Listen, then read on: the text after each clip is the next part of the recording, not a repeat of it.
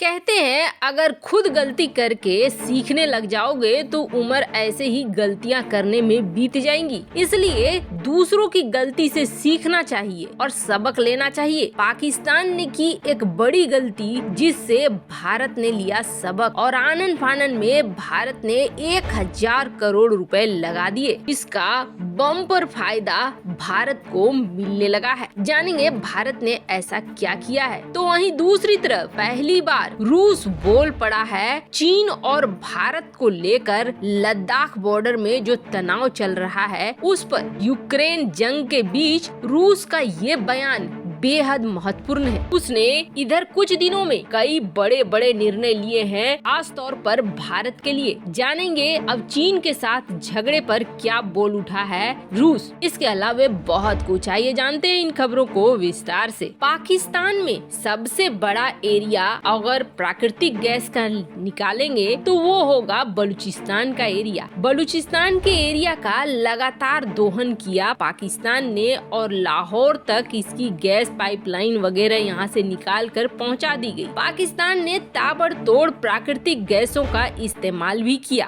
और इन प्राकृतिक गैसों का तब तक अंधाधुन इस्तेमाल करता रहा जब तक कि ये खबर नहीं आ गई कि आने वाले कुछ सालों में ये प्राकृतिक गैस का भंडार पूरी तरीके से खत्म होने वाला है। और अब जब पूरी तरीके से खत्म होने वाला है तब दौड़ रहा है कि रूस गैस पाइपलाइन परियोजना बिछा दे, अब पैसे भी रूस दे दे। कभी भी इसका इस्तेमाल आगे बढ़ने के लिए नहीं किया बल्कि सिर्फ जीवन यापन के लिए किया। कभी भी ये नहीं सोचा कि अगर ये प्राकृतिक गैस खत्म हो जाएंगे तब पाकिस्तान के पास क्या ऑप्शन है। पाकिस्तान इस तरफ सोचने के बजाय ये सोचता रहा कि कैसे भारत की किसी जमीन को छीने, कैसे भारत में अस्थिरता फैलाएं। और भारत बहुत कुछ सचेत गया है, खास तौर पर महामारी के बाद जिस तरीके से ओपेक और सऊदी अरब के देशों ने दिखलाया अपना रूप तेल को लेकर, तो भारत अब उस दिशा में आगे बढ़ रहा है जिस दिशा में भारत को किसी देश पर निर्भर न रहना पड़े। जहां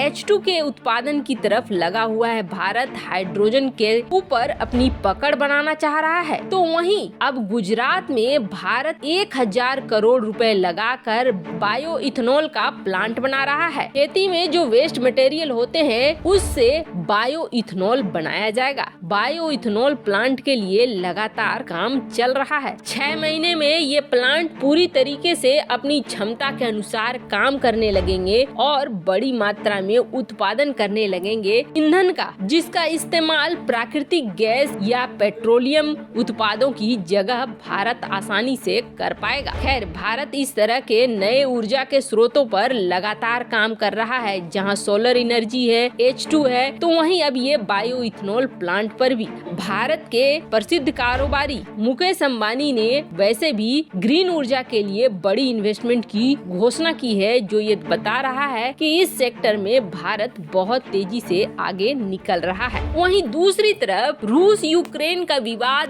बहुत ही चरम स्थिति पर पहुंच गया है। अब रूस ने जहां काला सागर यानी कि ब्लैक सी में उतार दिए हैं, रूस ने अपने युद्धपोतों को, अपनी नौसेना को इतनी बड़ी संख्या में उतार दिया है कि पूरी तरीके से ब्लॉकेज हो गया है। किसी और देश के युद्धपोत कोई भी आ जा नहीं रहा है। यूक्रेन ने इसे लेकर शिकायत भी दर्ज की है और यूक्रेन ने कहा है कि रूस जिस तरीके से कर रहा है उससे आवाजाही पूरी तरीके से बाधित हो रही है। वहीं अमेरिका ने ये साफ किया है कि जितनी जल्दी हो सके अमेरिकन यूक्रेन और इस इलाके से निकल आए, क्योंकि युद्ध कभी भी शुरू हो सकता है। अब अमेरिका की बात अगर देखें और जिस तरीके से रूस एक्शन ले रहा है उसे देखें तो ये तो बिल्कुल साफ दिख रहा है कि अब ये युद्ध रुकने वाला नहीं है। यूक्रेन को कब्जे में लेने के लिए रूस आगे बढ़ चुका है, रूस का प्लान भी शुरू हो चुका है और यही युद्धाभ्यास होते होते अचानक से यूक्रेन पर हमला बोल दिया जाए कुछ ही घंटों में या एक दिन में, तो कोई बहुत बड़ी बात नहीं रह जाएगी। पर इन सब विवादों के बीच भारत बहुत ज्यादा मायने करता है रूस के लिए। हाल ही में रूस चीन की तरफ झुकता हुआ जरूर दिख रहा हो, लेकिन फिर भी रूस भारत के साथ अपनी पुरानी दोस्ती को बनाकर रखना चाह रहा है। और इससे पहले भारत में जो रूसी राजदूत थे उनको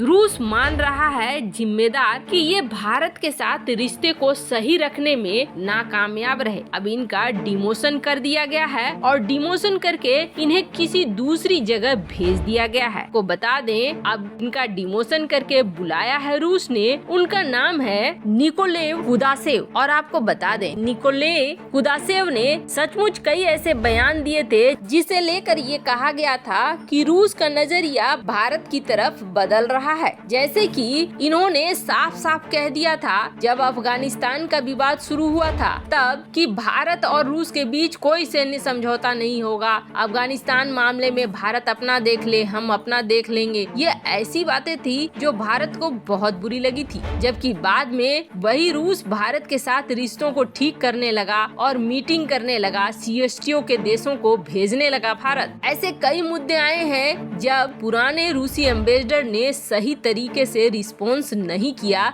और भारत और रूस के बीच रिश्तों को और खराब करने का काम किया। अब ऐसे में जैसे ही इनका कार्यकाल खत्म हुआ, इनकी जगह रूस ने एक ऐसे शख्स को भेजा जो बेहद महत्वपूर्ण है रूस में, और ऐसा माना जाता है भारत के मामले को इससे अच्छा गहरे तरीके से कोई नहीं जान सकता है। ये जिस तरीके से भारत और रूस के रिश्तों को हैंडल कर सकता है वैसा कोई नहीं कर सकता है। भारत को भेजे गए इस रूस के नए राजदूत का नाम है डेनिस एलिपोव। और डेनिस एलिपोव ने आते ही अपना वो गुण दिखलाना शुरू कर दिया है कि सचमुच डेनिस एलिपोव भारत मामलों के जानकार ऐसे ही रूस में नहीं कहे जाते हैं। दरअसल पहली बार रूस के इस राजदूत ने बयान दिया चीन और भारत के बीच चल रहे तनाव पर। इन्होंने सीधे सीधे कहा कि चीन और भारत का जो तनाव चल रहा है लद्दाख में, ये दोनों देशों का द्विपक्षीय मुद्दा है और दोनों ही देश एक दूसरे के साथ बैठकर इस मामले को सुलझाना चाहते हैं, किसी तीसरे देश को लाना नहीं चाहते हैं। और रूस भी कभी भी इन दो देशों के बीच मध्यस्थता नहीं करेगा तब तक जब तक कि ये दोनों देश न चाहें। जब ये दोनों देश कहेंगे कि हाँ